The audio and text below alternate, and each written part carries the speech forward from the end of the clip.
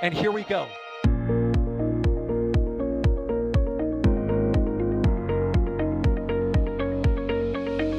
have liftoff. Propulsion continues to be nominal. R68 chamber pressure looks good. Following up.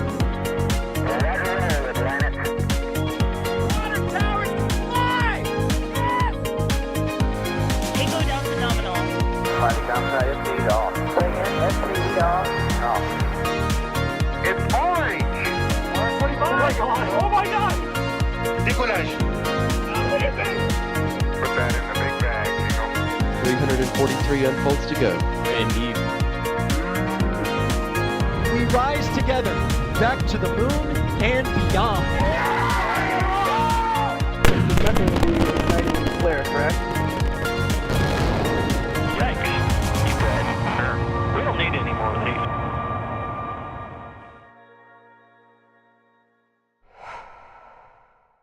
Welcome in, everybody, to another countdown to launch as we get ready for the big day, no earlier than Monday. And you can see in the upper corner of the screen there, 97 hours to IFT 6.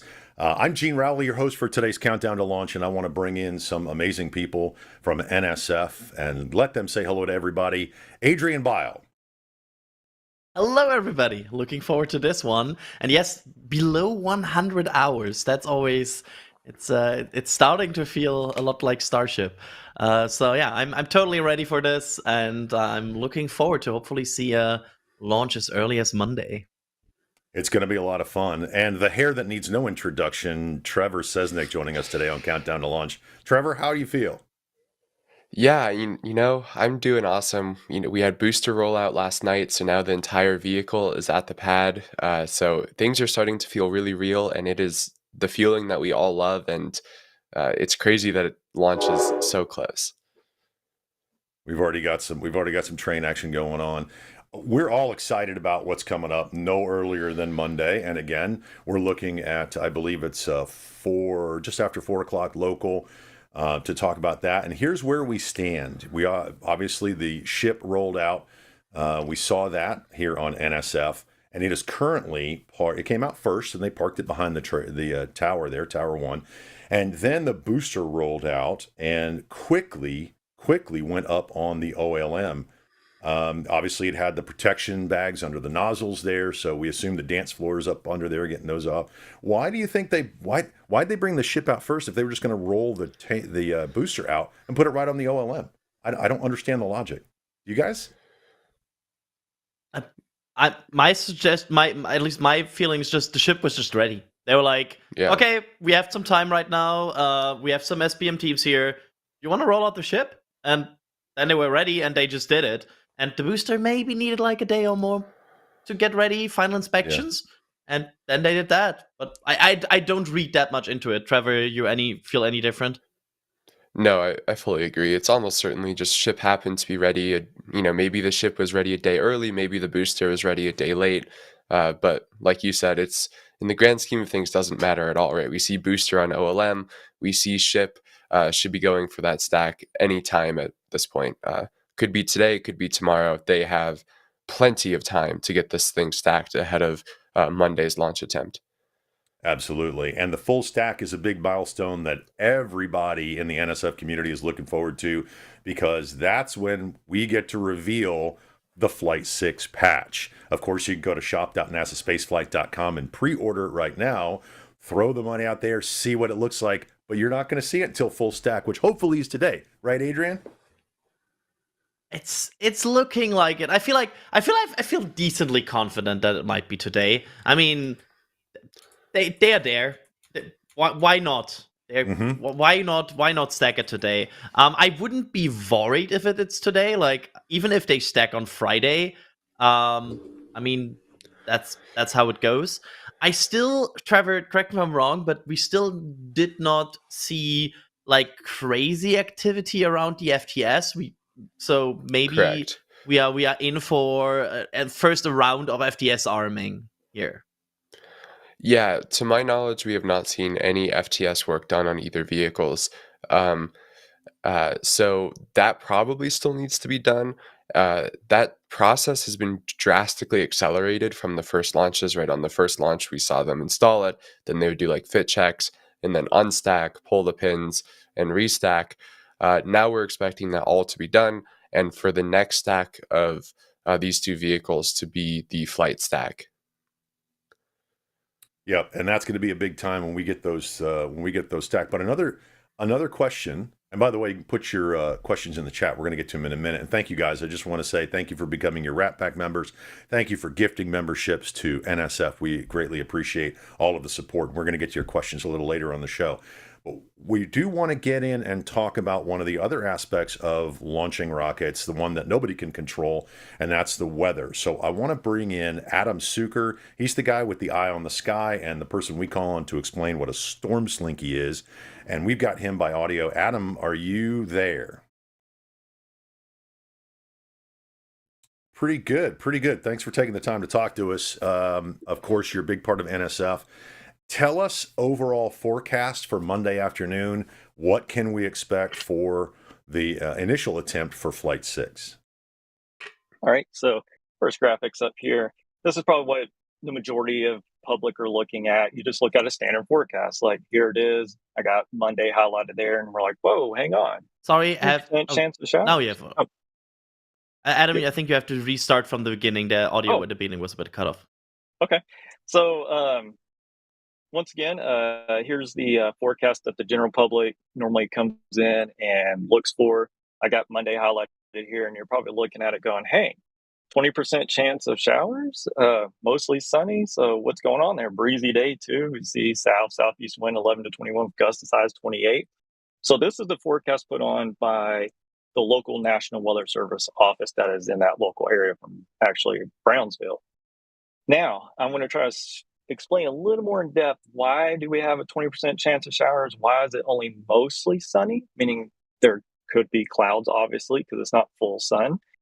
And if we can go to the next slide, I'll show y'all what's happening with the weather. So this is probably a slide most of y'all are familiar with, kind of when your weather guy shows up on TV. If you look down towards Florida, I have an H there for that's high pressure. This is also for Monday at 3 p.m. Local for standard time for the Starship.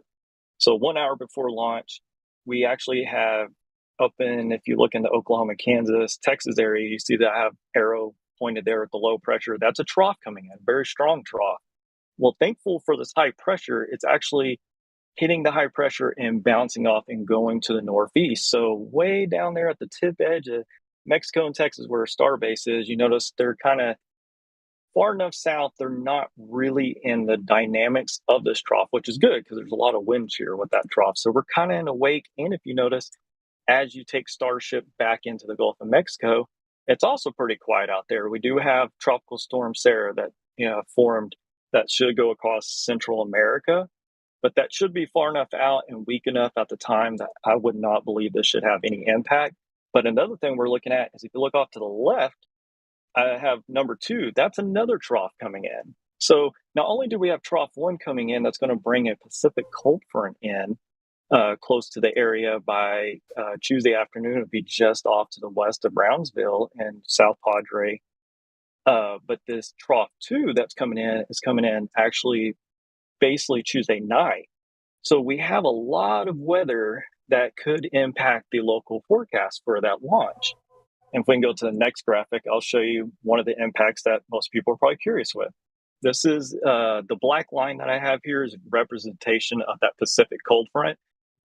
It's probably hard to see on the very bottom of your screen. I have a little red X basically where South Padre is and Starbase is down there. You can tell like, oh, it's showing blue is clouds, white's no clouds. I know the graphic might kind of confuse you because you probably think of white's clouds, but blue's the clouds, white's no clouds. With that, there we go. Now we can see a little red X down there. You can see like some of the area of the Gulf is free and clear of clouds, but right along the coastline, there's clouds. And that's because we have this Pacific front moving very close. It's within 2 or 3 counties away. Well, that's a source of lift. So anytime you have a source of lift and you have moisture, you can get some clouds. You can also get, that's why they put a 20% chance of showers. Now, is this a complete washout? Probably not. We should, at right now, the way it's looking, we should have broke up clouds, and that should help with not being a full overcast sky. Currently, we're still a ways out. We're still over 100 hours out, computer model runs wise, of trying to get this forecast a little bit more narrowed down as we get closer. So this forecast is going to change still some. So I wouldn't put your money just into it just yet, but it's something we're watching.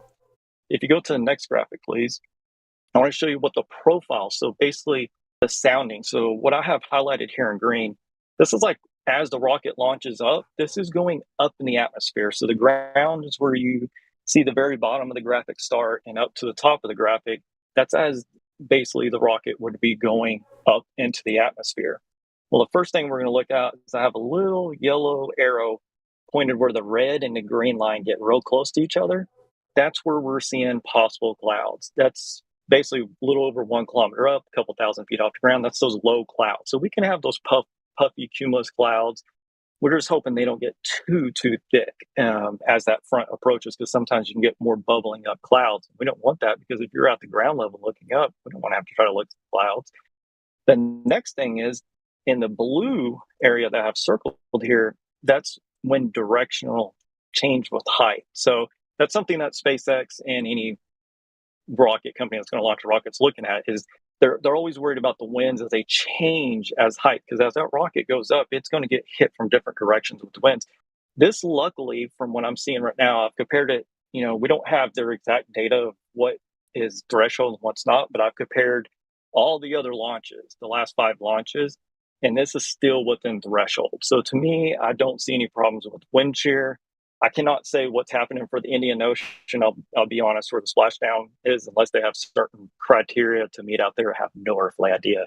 But this forecast is going to change. I will keep y'all updated, because as this front comes through, we're going to have another front that's going to come right behind it Tuesday night, which could actually increase clouds a little bit on Tuesday afternoon, but clear us out by Wednesday. So, if for some reason Starship doesn't go on Monday, we still have other potential changes, but Tuesday still looks like it could be potentially cloudy after that front rolls through. But by Wednesday, the air and everything will just be cleaned out, because that cold front's actually going to wash into the Gulf of Mexico, and it's going to make it less humid, no clouds. But on Wednesday, if they have to wait until then, that big trough that's coming in is going to have a lot more strong wind shear possibility with it. So there's a lot of question marks, but we're still a ways out. So a lot's going to change. I would keep tuning in as we can get this forecast narrowed down a little bit as we get closer. Right now, I still think everything looks fine and with the margin of launch. It's just for someone standing on the ground looking up, we're just hoping that the clouds will hang off back closer to the cold front and not closer to the coast. That way we have good visibility. So I'll leave it up to y'all for questions now. Excellent. And so, yeah, speaking of questions, go ahead and put your questions in the chat, and we'll get to them for Adam. It was so thorough, I don't know that anybody has any questions. Trevor, Adrian, do you guys have any questions for Adam regarding the weather? Yeah, my first question would be, so you just said that there might be some visibility impact on Monday based on cloud and on humidity. How high are the chances that the forecast might improve that, and how are the chances we might get, like, I think IFT5 was an example of gorgeous conditions. It's probably not gonna reach that area if it launches on Monday, correct? Yeah, actually, I wish I loved whenever I was able to jump on the stream for Flight 5 and say, y'all don't need me. The weather's going to be great.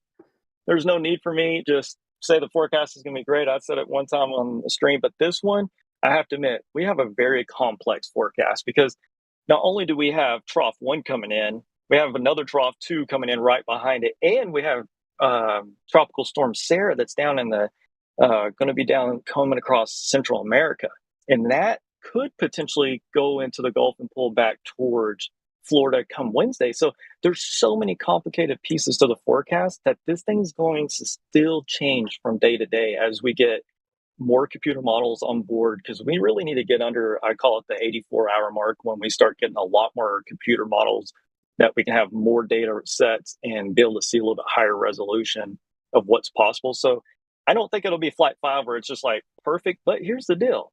We only need this small gap in that area around the perfect time. And you know what? It's done it before where we've had like horrible conditions and they cleared up right as launch happened and then the clouds filled right back in after it. Luckily, this is later in the afternoon, so we're not really worried about like that fog layer or morning clouds burn off. We're just more worried because the Pacific front's going to come in and slow down just off to our west, which allows a chance for a small, slim chance of maybe a shower. Nothing too major. We're not talking about washout, just maybe a simple little shower pass through could possibly happen. And yes, there's probably going to be clouds. I don't think we're going to just have crystal clear. And to touch on the moisture, yes, Monday, we're still going to have that strong wind. I forgot to mention, we're going to have south winds blasting 20 with gusts to like 25, 28 miles an hour. So that's going to be pulling that moisture off the Gulf. So you're going to get that hazy, humid conditions. But by Wednesday, that will be completely changed. We'll actually have a north wind blowing the moisture back, and it'll actually, and visibility will actually get clear. So. Well, thank you for that, Adam. That was an exhaustively good weather update. And all I heard, I'm sorry, I blacked out in the middle of it. All I heard there was we're good to go on Monday or Wednesday. That's what I got. Guys, let's go to the ship now, because again, we talked about the rollout, and in previous countdown to launches, they have talked about the TPS tiles, the thermal protection system tiles, heat shield tiles. They stripped off the sides. To me, from certain angles, it looks very, very penguin-y now, because only the front side has TPS tiles where the sides used to.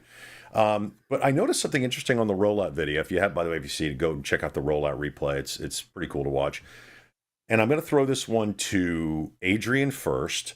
I did notice on the flap on the right-hand side, the rear flap on the right-hand side, there's a small cluster of heat seal tiles.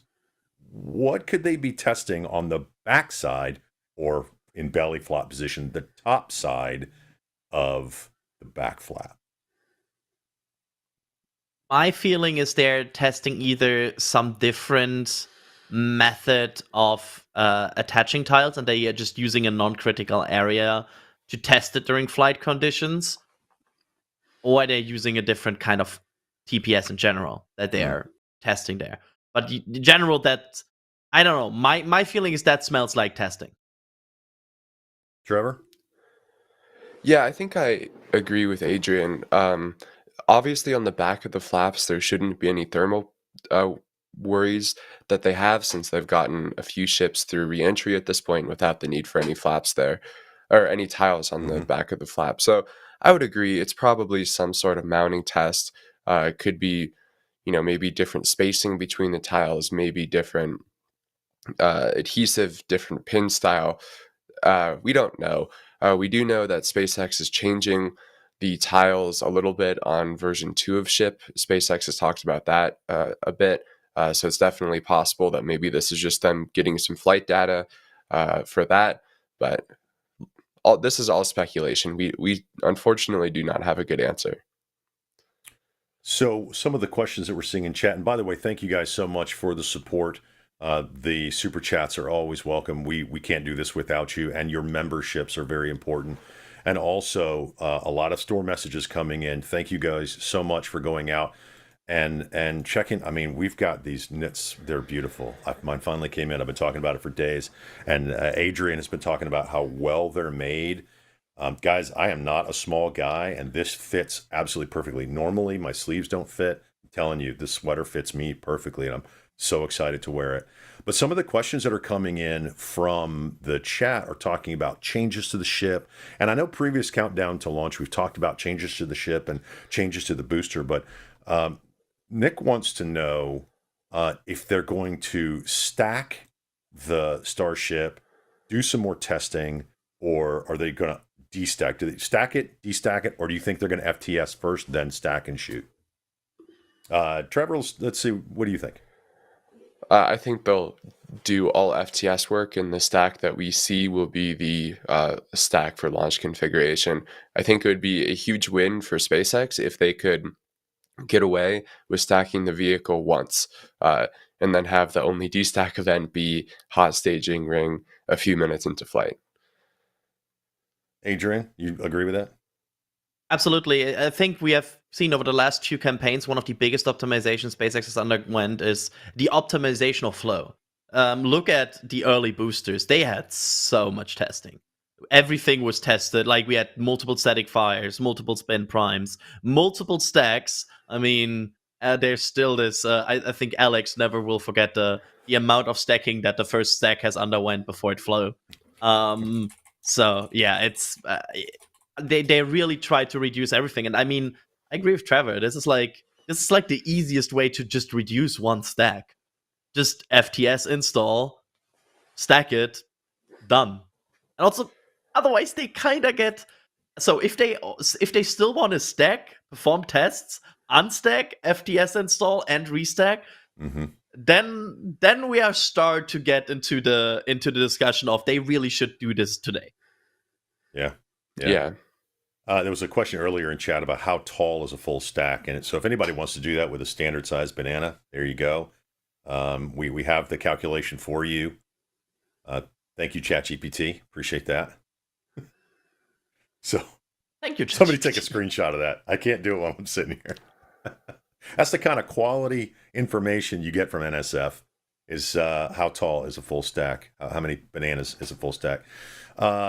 So Khaled wanted to know. So you think they have not installed FTS because we haven't seen them do it? Obviously, flight termination system. So we're going to see them do that, and then they're just going to stack because they've done the testing. I mean, what else? I'm sure there are some components that they have to test every time. They have a checklist. They go through it, and then they launch. But I think they're going to buy crane part. You can see it, buy crane, and that is the Alphabet 8800-1. Is it C80, whatever it is? I'm not a crane guy. Yeah. I'm a rocket guy. What is it, Adrian? It's C, but yeah, that crane is slowly saying goodbye because it was mostly used for the assembly of Tower 2. As we know, that has been done. And so, yeah, they don't need a giant crane there anymore. They have a very fine working stationary rocket crane right there, which is called the Chopsticks. And the other one, yeah. So I'm looking forward to the next flyover to see what kind of changes they've made on Pad B and digging that thing out. I was surprised how little they did to the chopsticks between flights, I have to say. Maybe that's just me, but I expected after the first catch that we see an army of workers go in there and be like, oh, whoops, we missed this. And they didn't. It seems like all of the slap testing and whatnot that they did turned out to be extremely useful, and the data they learned from that was good enough. And yeah, it's very impressive. Yep. So there's actually Sorry, go ahead, Trevor. No, there's actually I'll clown on myself real quick. There's a message from me in a server from I think on the order of a year ago of me saying they'll never catch a booster with these chopsticks. And I was so happy to be proven wrong. Good job, SpaceX. I think every single commentator we have, especially the ones more focusing about Starship, like Trevor, me, Alex, Ryan, whatever, you can get clips of all of us saying there's no chance they will catch on attempt 1. No chance. Like a lot of us were like, yeah, maybe like 2, maybe 3. That would be amazing. Boom, flight 1. Yeah, that was amazing. There's a metal print coming from the shop.nasasspaceflight.com. So Sir Gaster wanted to know, when can we expect the first version 2, the first V2 booster? What do you guys think about that? That's a good question. Yes, it is. I don't like to make predictions. I've learned that when I make predictions, I'm always wrong. So what I do is I'm always the optimist. I think it could be done by this point. It might be done by this point. Knowing Elon, he wants it tomorrow, but that's Elon time. What do you guys think? Adrian? So we know it's so far everything we have seen from upcoming booster looks fairly like, well, they're just upcoming normal boosters. The problem is Star Factory makes it a bit harder for us to spot huge differences. And that's a bit of that unknown here. I think the expectation is, and maybe I'm wrong here, but my expectation is that they will need Pad 2 for booster version 2, and Pad 2 is at least optimistic 4 to 6 months away from being fully operational. So probably 3 or 4 more normal boosters, like V1 boosters, and then maybe like, I don't know, 18, 19, somewhere in there, being a V2. Yeah, I think we've seen through B17 being V1, right? We know we have 14, 15, and 16 in the high bay, which are all definitely V1. And I believe B17 started stacking, and we think that's version 1 as well. So then it would be no earlier than booster 18, which I think probably lines up about with that estimate that you just put down, especially if SpaceX does try to reuse a booster, a version 1 booster within the next couple of months. Like, the flight rate would make sense for that, in my opinion, while they get Pad B operational. Because I agree, there's no way version 2 launches from Pad A. Guys, we want to thank you for your support. Obviously, we love doing this, and we love that we're part of the community with you. Matt, thank you so much for that super chat. We've got folks gifting memberships. Thank you so much for becoming members, the Pad Rats, and all of the other levels. RC, thank you for gifting those memberships. Lots of folks are saying go Flight 6, and they're supporting through the chat. And man, we love it. I love all the merch. I've got patches galore and ordering shirts, and we thank you so much for your support all the way around. And I just want to say happy birthday to everybody. There's a lot of folks saying happy birthday in chat. I've got a laundry list over here. I'm not going to read everybody, because we know rule number 1 in broadcasting is when you start making a list, you're going to forget somebody. So just let us say from the entire NSF family to you, happy birthday if it's your birthday today. I want to shift over and talk a little bit about the scaffolding that's still up underneath the booster. We know it doesn't take them long to do that, and we see that pretty regularly. They'll bring the dance floor out, they'll take the skirts off the nozzles, they'll kind of do their underbelly checks while leaving the scaffolding on. But we did see a significant amount of work around not a significant, I want to say some work around the quick disconnect. That seems to be a trouble point. Do we think SpaceX has gotten to a point where they feel comfortable about less refurbishment between launches? Trevor, we'll start with you. Yeah, I mean, right, you can just look at the pad turnaround time to see that they're definitely getting more comfortable with the pad as a whole. Like, I believe this flight will be about 36 days between Flight 6 and Flight 5, and in the past, there was like significantly higher than that. So they definitely are getting more comfortable, but also I think they realize that this pad design is outdated. They've learned a lot from 5 launches and 6 test campaigns on it, and they're putting all of those lessons into pad version 2. So my guess would be that some of these headache areas, like the clamps, the quick disconnects and whatnot, those are probably major items that they improved on pad 2, and they're like, it would be too much work on pad 1 to fix it now. We will just do that in the major retrofit that Elon has talked about that they will do once pad 2 is operational. Adrian? In general, I feel like the to be fair, it's an area that also comes up as like a likely area where you need a lot of inspections. Like in general, the pad and booster disconnect area is the one that is most likely to get roasted by a lot of energy. So that always explains why there's a lot of attention to it. It's very, very close to the basically the peak energy in the peak exhaust. So I think that's also part of it. I mean, I bet you if you go to every other launch pad in the world, everything close to the highest thrust will always be the most inspected. However, I wouldn't be surprised if we see a major change in quick disconnect design for the next pad, because I feel like that's an area where SpaceX certainly learned a lot, and I bet you there will be a fairly different design coming to us. So one of the things that if you've been watching, if you're a tank watcher like me from the old days, and we were all tank watchers. Do you remember the little fire nozzles they had when they were just flying, when they were doing the hop tests with the full size tanks after Starhopper, and they would kind of try to aim the little fire nozzle toward the bottom of the rocket. Oh, Do you remember that, yeah, Trevor? yeah. You remember anything I remember talking about? I've noticed. The Wouldn't like it be water hose thing. Yeah, like Yep. like fireman hoses, but they were remote controlled. Yeah, I've often wondered why they don't put those on the tower. So, you saw during Catch 1, they caught the booster and it just continued to burn. The two questions for me, number one, I'm shooting cold water at a hot engine. Probably not the best way to do it.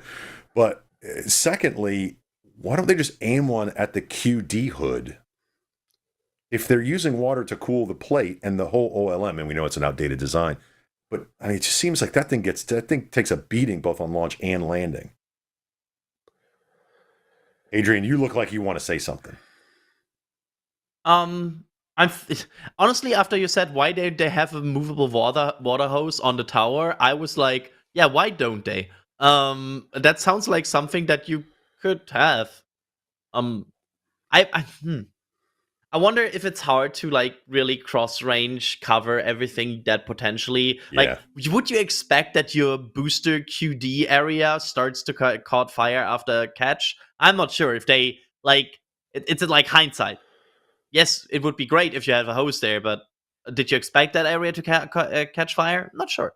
I think maybe we are at the point where the question is, would that help? Would you even deploy enough water to extinguish any meaningful fire? Is the fire even a big issue? The second part is like, is some residue fire that big of a deal? If it's not like explosion dangerous. Yeah, I mean, during the testing of the tanks, we had one land that caught fire, and they were shooting water at left or right, still blew up. It was just a question I had in my head of if they can cool the plate underneath the OLM, why don't they just cool the QD hood, right? So let's talk about next steps. Trevor, go ahead. I think the impact that the flame has on where the concrete was versus the top of the QD is very different, since it's not directly really being hit, right? It tries to get a little bit out of the way. And I don't think that the amount of water that those hoses provide, I think it was useful for one Raptor at 50% throttle. I don't think it's necessarily useful for 33 Raptors at full throttle. Yeah. Yeah, the magnitude that we are now talking about in these tests versus the initial hop test is insane. Like the difference in power, the fact, I mean, that QD gets roasted 2-3 seconds by 33 Raptor engines. Every single liftoff. You cannot put that thing through anything worse. Yeah. Yeah, the conditions that thing survives launch and recovery is just incredible. I'm looking at some chops are moving. Yeah. Go ahead. You're talking about chopsticks. The chopsticks, I think, are moving a bit and going up. They are starting to go into the lift. Position. Because I was looking earlier this morning. I was watching Starbase Live, as we do, and I noticed that they had already moved the ship from the position behind Tower 1 to the lift position, and now it does look like the chopsticks they're hugging. And they're going 31. A bit up. They're not yet there where they would be for lift, but they're going a bit up. Yeah. Let's take some questions from the chat. Here's one that just popped in, and I'm gonna say no to this one, but I think I know what you guys are gonna say as well. Rowan wants to know, do you ever foresee a future where the chopsticks catch a ship while the booster is on the OLM? Trevor? Long term, yes. Short term, no. Right. Long term. So you think that while the booster is sitting on the OLM, the chopsticks could rise up and catch the ship? Wouldn't the top of the booster get roasted then? I mean, on this pad design, yeah, but I would not be surprised if, on pad design sufficiently in the future, they want to make it so that that would be a design requirement. But are we going to see this anytime soon? Absolutely not. And so that's probably the gist of this question. Like you're saying, the booster would be totally in the way. You don't really want to land. You don't really want to fire engines at the top of your booster for longer than you have to. You don't really want to put more hardware at risk. So short term, definitely not. And for anybody saying they already shoot the engines at the top of the booster, they're correct. They also drop that off. In the future, version 2 boosters are going to have the hot stage integrated into the booster. So we'll see. We'll see. It just depends on if they can secure it enough. But yeah, you're right. In future towers, I could totally see them doing that. That is definitely moving. That's definitely moving. I think in general, future designs will always have the catch position a bit further away from the pad than it is now. I feel like this tower is a bit of a compromise of where it stands, and for example, what a tank farm for it is, because right now the catch position also feels a bit to me like let's put it where it least hurts if it's dropped. But I think on future towers, there's a very good chance that the catch position would be way further to the left and way away from the pad. But the chopsticks only move so many degrees in either direction, and on Tower 2, the chopsticks are shorter. So they're moving the catch positions probably in the same place, but it's going to appear closer to the tower. But again, you're right. If I have a launch mount directly below where my catch position is, which is something, by the way, no one in rocketry's ever said until SpaceX showed up and said, we're going to try to catch this. No one ever thought, I'm going to land the rocket where it takes off from, let alone land the rocket. I can see them swinging the arms out of the way and doing a catch and just bringing it right over and setting it down on a transport stand. We'll have to see. We're going to be here for that. NSF isn't going anywhere. Let's see. Let's take another question here. Mark 1955 wants to know. We know it's Monday, but do we have a time frame? And I can go ahead and take that one. The answer is yes. We know the launch window opens at 4:00 on Monday. Does it close on Monday, or is it just all the way open until Wednesday night? Do they have sections?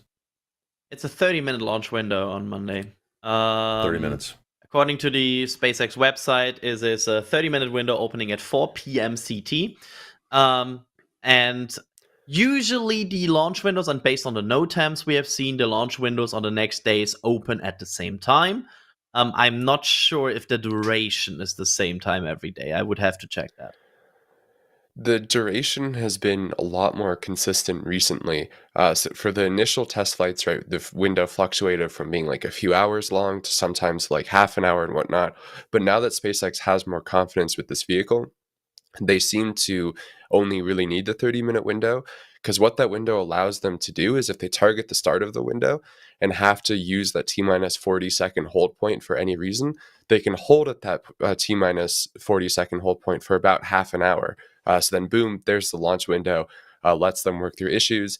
And then if they missed that anyway, it would be a several-day recycle. So the 30-minute launch window makes a lot of sense. And of course, the time isn't really going to change given it's a suborbital trajectory. They don't need to target some spot in orbit that they're docking with or whatever. Yep, and just to add to that, our understanding is, and this is based on some comments on their live stream and everything, that if they go all the way to T0 or close to T0 on the board, that we are talking about at least a 2-day-ish recycle time. Oh, wow. Potentially even 3, but the next day, based on commodity loss, based on everything you need to replenish, is almost out of question. If you have a Monday attempt, we don't expect a Tuesday attempt going all the way. Probably Monday, Wednesday is the more likely scenario. And of course, we're looking at what's going to happen during that launch. It's going to be a very similar profile to Flight 5. Adrian, let's talk about this relight. There's been a question of why they're doing this, and we've talked about it. Why they're doing this relight? What does it prove? And why it's so important and another milestone for the entire Starship program. It's absolutely important to... So, imagine this goes into a stable orbit. And you're deploying a Starlink. Because for this to go to deploy payloads, it would need to go way higher right now. The next thing after that is to make sure you don't have about 50-meter tall steel skyscraper flying around space. And for that, they need the ability to really relight this engine, because that gives them steering control to deorbit this vehicle safely. This is even not even only thinking about reusability. I don't expect them to even attempt or like reuse the first few ships that they potentially deploy payloads on, but they really need the ability to deorbit. Otherwise, if you remember the Chinese Long March 5 rocket, where we always play a bit of like on X, we play this bingo of where the booster comes down. Starship would be worse if it uncontrollably comes down. That thing is even bigger than a Long March 5. Mm-hmm. So yeah. So doing this test, Trevor, when they do this in-flight Raptor reentry burn test, whatever they're going to call it, how long do you think this is going to be? They're just going to show it light up and turn it off? They're going to let it actually change the trajectory a little bit for landing or reentry? Because they have to then reposition the ship, right? Yeah, so all expectations are that this burn is going to be very short, probably on the order of a second, just like they do with the Merlin engine on every Starlink mission, right? It's just like a quick puff, and then that's enough for what they need it to do. Because, right, they don't want to change this trajectory significantly. It's probably going to be a pro-grade burn, so it'll actually extend the reentry ellipse by just a little bit, and right, the splashdown zones are big enough that that is fully intended. If you burned that engine for too long, you would end up in orbit, and then now you have a vehicle with no more propellant stuck in orbit. And just like Adrian was just saying, you don't exactly want that. Yeah. Guys, we're 97 hours from that potential launch. We're about to see a full stack, and of course that means that we're going to reveal the patch. And everybody who's out there on shop.nasaspaceflight.com, thank you so much for picking up a patch. And I need to roll down. We've had a lot of folks come in. We've had weather, we've talked the ship, we've talked booster, but I want to say thank you to some folks. I know Phil and Wilby are in the chat going back and forth. Guys, thank you guys so much for all of your support and support over on shop.nasaspaceflight.com. And I'm just going to Jason, thank you so much. Wilbo Baggins, of course, Kenneth. We've got some anonymous. Somebody bought a patch just to see you smile, Adrian. That's all they want. They just want to see you smile. There it is. Christopher, thank you guys so much. Loving the countdowns this week. We appreciate all of you. There you go. Close up of Adrian's smile. I mean, I cannot always smile at every single patch order, but I'm glad people are. I mean, you're literally right now buying something that doesn't even have a picture in the store. That's right. That's crazy. the fun of it. That's the fun of it. I got my order in. Rasmus, thank you so much. Until you see the patch. Oh. That's going to be exciting. I can't wait. I want that ship to go on top of the booster so we can all see it. This is my personal favorite one yet. Yeah, just wait. It's just amazing. Wait. It's going to be amazing. It's amazing. Thank you guys for showing all the support for the countdown to launch. We've got more coming up. There's going to be one tomorrow. There's going to be one Saturday. We're ramping up our excitement for what's going to happen as we start our streams for Monday. Go ahead, Adrian. I have to quickly correct here that tomorrow it will be at the Flame Trench featuring Countdown to Launch. Exact specification to be defined, but the idea is to potentially check in with some people that are in Starbase right now and preparing stuff for us tomorrow in the Flame Trench. And then Saturday, Sunday, there's going to be more Countdown to Launch, and I can already tease you that maybe or maybe not, the 3 SBU riders, Alex, Ryan, and me, are going to have an extra long chat on Sunday about everything you want to chat about with this flight. And those are the people to listen to, because they're the ones who write everything down to make NSF run. And by the way, thanks to everybody in the background too. There's a lot of people you guys can't see. David Rogers, thank you so much for your membership. We appreciate you being a PadRat member. Colin, thank you. Keep up the great work, guys, they say. And we love what we do. We're not going anywhere. Again, Wilbo Baggins, thank you. All the anonymous support that's coming in. Bideford's been so busy at work, but he's ready to get that patch, and we're ready to see some stuff fly on hopefully Monday. But stay on Starbase Live and the countdown to launch. So I'm going to throw a couple more questions your way. We're going to talk Mars. Okay, we got about 10 more minutes, and I'm a huge Mars guy. Mars. I want this ship. They're paving the way to Mars, and Panzer has a question about 2026 because the next window for a Mars launch comes up, and they want to know, what do you guys think about 2026 Mars timeline? Is it possible? Trevor, I'll start with you. The good news is the Mars window is pretty late in 2026. So I think possible, yes. Probable, no, is my opinion. This program has been accelerating incredibly rapidly. I mean, just look at where this program was 2 years ago compared to now. And the next Mars window is in about 2 years. So if things went well, I definitely think they could hit it. That said, this is spaceflight. Things always take longer than the plan. So I think it's probably not going to happen, but I, of course, hope it does. There you go. Do I have to disagree? Can I just not agree?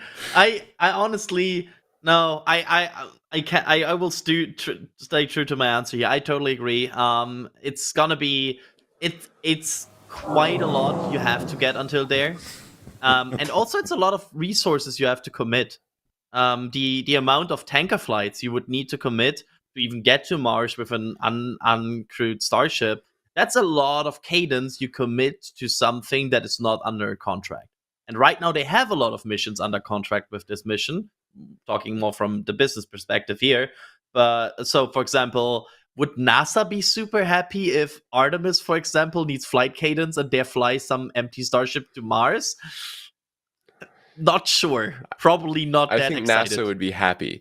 I think NASA would be very happy that SpaceX is putting their own funding into getting to Mars. So it's like cool. You cannot provide us with tankers right now, but cool that you flew to Mars. Thumbs up. Ryan and I have an ongoing discussion about this. He is a no way not going to fly guy, and I respect his opinion. He's super smart and knows his stuff. I am the eternal optimist. And I think if anybody can do it for the 2026 window, I think it's going to be, I think SpaceX can do it. They're the only ones that can, to be honest. We are gearing up for Mondays, no earlier than we are at 97 hours. We're about to go below that here in just a little bit. Guys, thank you so much. Again, David Rogers becoming a Pad Rat member, gifted memberships. I mean, just the outpouring of support for NSF. Be sure when ship 31 is stacked on booster 13 and it is 3113, we're going to reveal the new patch, and you can get it at shop.nasaspaceflight.com. Adrian? I have to say though, if they are really grabbing it right now, they still haven't not touched the FT. That's right. It's interesting right now because they seem to be going for the grab here. Yeah. And if they do that before the FTS is armed, we might be in for another destack and stack on the weekend because the FTS pins need to be pulled. And as we understand it, just to explain this, because people are like, oh, they can software arm it. As we understand it, there's basically a manual pin in these charges that you have to pull, and they also have to inspect the harnesses around them because they after all, these are very safety critical systems. You really want to inspect them as late as you can and make sure these charges work. Yeah, that's the last thing you want to do is arm your explosives on your rocket. That's absolutely the last thing before you press the button. Go through the checklist, FTS, ready to go, and then they safe it, of course, after it's done its job. I've got another question here from Fixation. Go ahead. If I can just add on to that, I think you obviously want to ensure that system is not being activated on accident, especially on the ground. So I think there are a ton of different ways that they go about safing it. Right? There's no FTS on the vehicle for a while, and then they install the FTS, but then they have to pull the pin.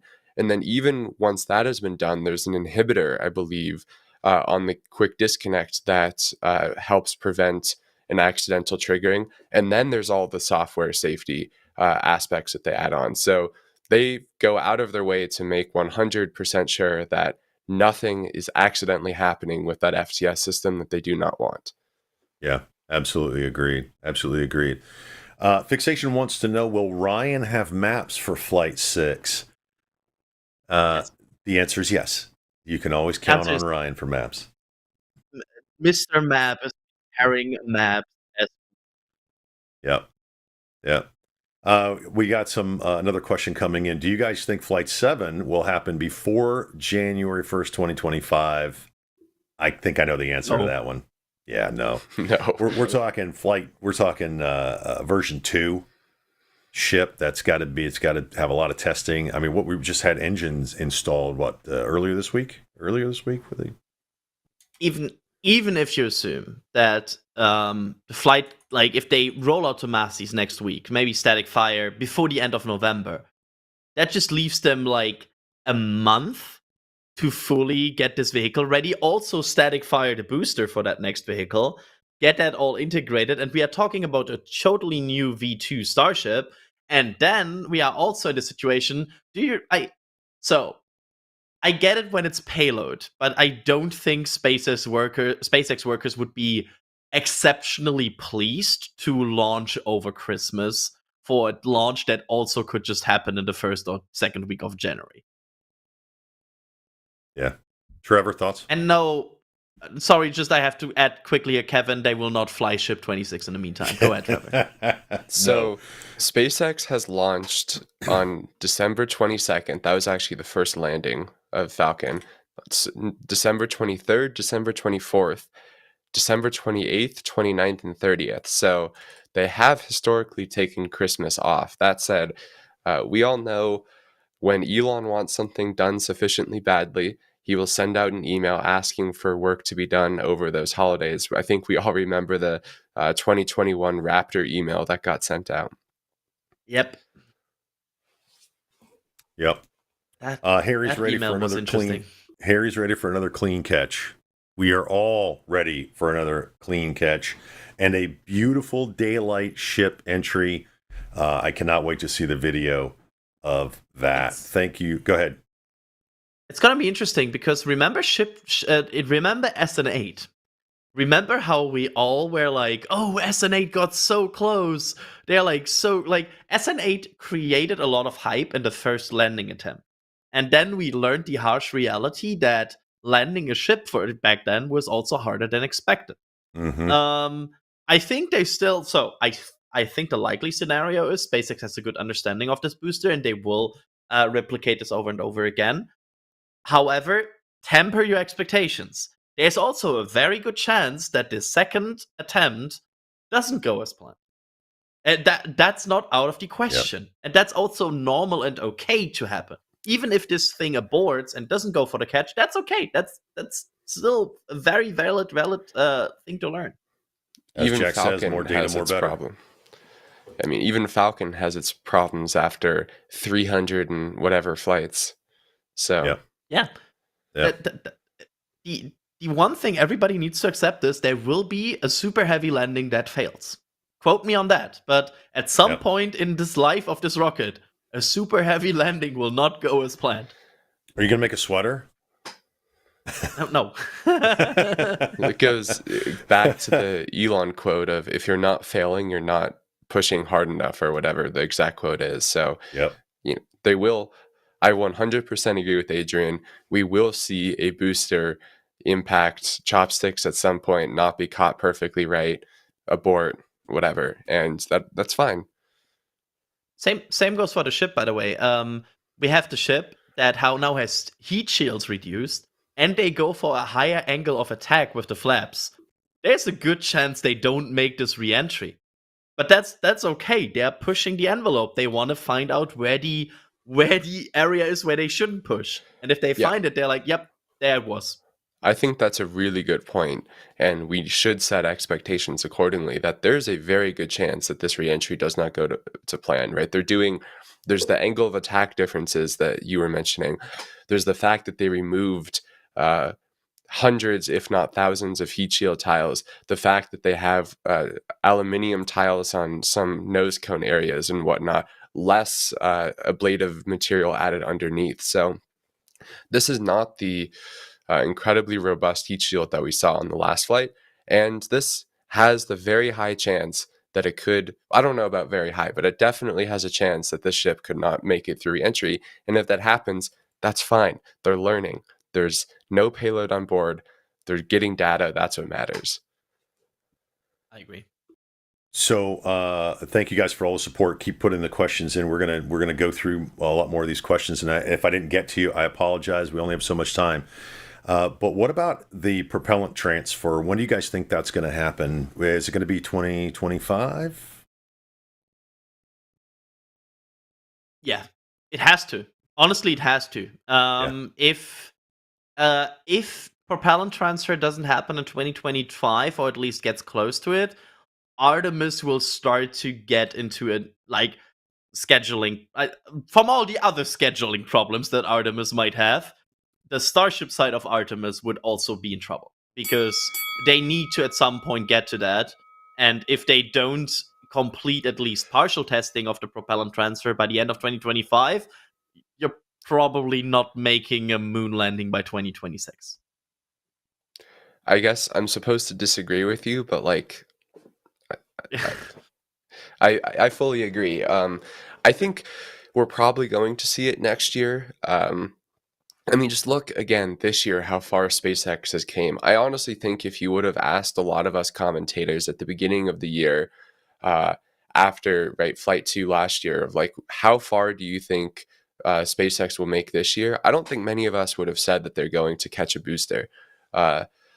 So they're definitely accelerating their progress, and that's going to continue to accelerate now that they're bringing Pad B online, 39A hopefully online, and whatnot. So I think it'll be tight to hit next year for a full propellant demonstration, a propellant transfer demonstration. But I definitely think it is within the realm of possibility. And we've seen SpaceX working hard for it. They've laid out the plans of how it's going to work. So they're obviously thinking about it too. Like Adrian said, I think it really has to happen next year for that to not start having massive problems. Well, like with everything SpaceX does, they want to go fast. They want to see the NSF Flight 6 patch so much they're probably going to go for a stack here pretty soon. I do have a question. This is kind of off the cuff, but who is the official DOS hugger? Nico wants to know. So we need to assign that. Kevin, do you want to assign someone to hug DOS for Nico when we get there? Yeah, apparently that's a thing. Not sure. We don't have anybody assigned yet. We don't. Okay, we're going to definitely assign somebody to do that. I don't want to see a stack and a destack. Can I just say that? Is that a thing I can say? I just want to stack it and go, guys. Stack it and go. I feel like your SpaceX is not really subscribing to that newsletter right now because they're going for. I mean, there's still the possibility that they attach the ship and then hold it there and then work on the FTS. That's still a possibility. If that is the possibility, I would really like to see some man left around the FTS very soon. Yeah. They've attached it. They haven't lifted. You're right. They still can go out there and attach it. At this angle, it's going to be difficult to get in between the chopsticks, but a lift is still several hours away, by the way. If they go for a lift, they usually, what they first do is they bring a crane in place to remove the pressure plate at the bottom of. So there's a pressure plate attached to the ship quick disconnect, which basically helps to keep the ship pressurized during transport. The first step for a lift would be to attach the crane to that and remove the pressure plate. Just 30 seconds? I'm not Alex. I'm done. Yeah, that's we the got answer. the timer. It's still several hours away. I said it. That's done. 20 seconds. I like the timer. It's watching the countdown yesterday with Alex's timer was hilarious. And by the way, guys, another countdown to launch, and we've got a double size or an extended stream coming up, and of course the incredible launch coverage coming Monday. And is that my time or is that your time, Adrian? Your time's up. I think that was my time. Let's see. I'm trying to get through all of these. Thank you guys. Wilbo, thank you so much for the support. We love you guys in chat, and you guys are going crazy. There's so much. Oh my goodness! Yes, the NSF swag does rock. I'm trying to go through these amazing questions. Let's see. Ben says can't wait to see IFT6. Haven't missed any of them. Oh, there's a good question from Naomi. Fingers crossed. Okay, guys, I'm definitely asking this question. Great question. I'm crossing my fingers already. I don't know what the question is, but this is fantastic. Lunar base in our lifetime.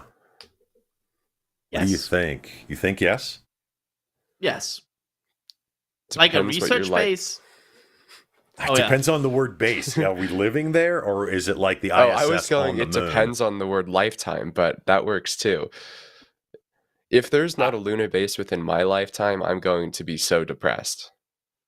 Yeah. I mean, in my lifetime, I want to at least see lunar base, person on Mars, and honestly, Mars base would be kind of neat. But if not the first two happen in my lifetime, something went seriously wrong with spaceflight. Yeah, whose lifetime? That's what they're asking. I mean, I will remain with my bet, and I'm saying it here again. I think the first person on Mars will be Jared Isaacman, and I just want to see that happen. I think it will happen. There you go. I said it before. Whoa, that's okay. Put that on a T-shirt, Jared. We know you watch, so you're the first person on Mars, according to Adrian. We're waiting for your text, Jared. Actually, Adrian, you and I have talked about the first footstep on Mars. Remember that? We've talked about that. Yep. There's so much support's coming in. Thank you guys.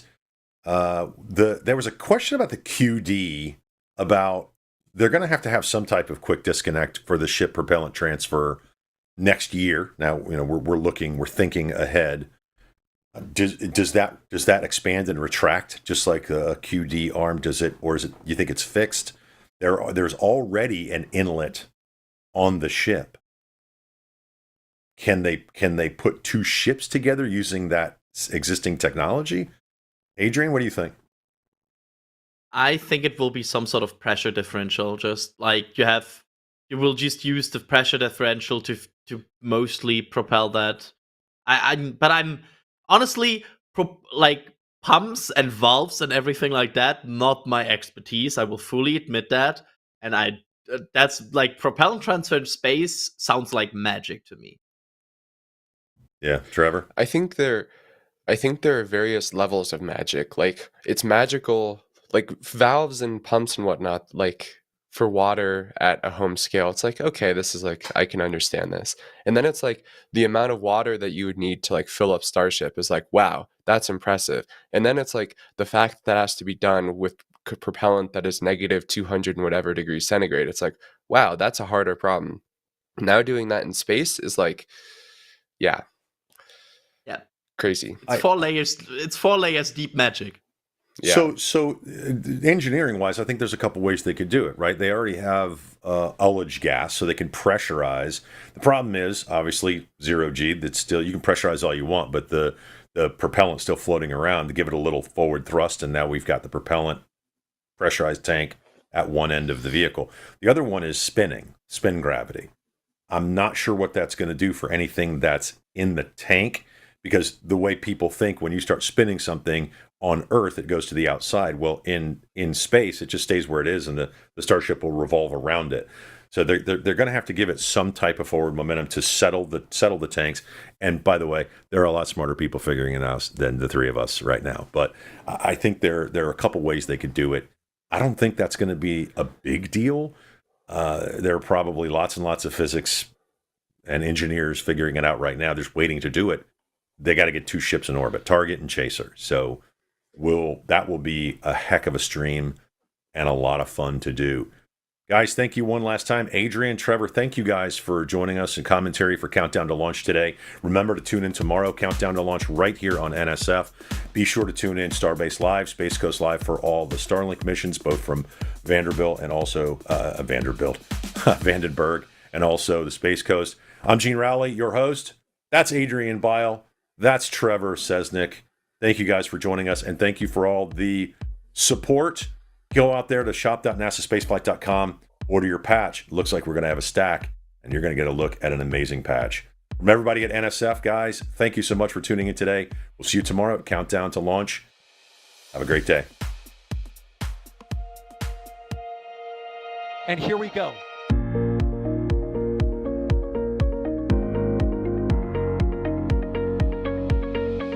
We have liftoff. Propulsion continues to be nominal. RA-68 chamber pressure looks good. Following up. Roger, with Linus. Water towers, fly! Yes! Echo down to nominal. Flight downside FD off. Bring in FD off. It's orange! Oh my god! Oh my god! Decollage. What is it? Put that in the big bag, 343 unfolds to go. Indeed. We rise together back to the moon and beyond. Flare, correct?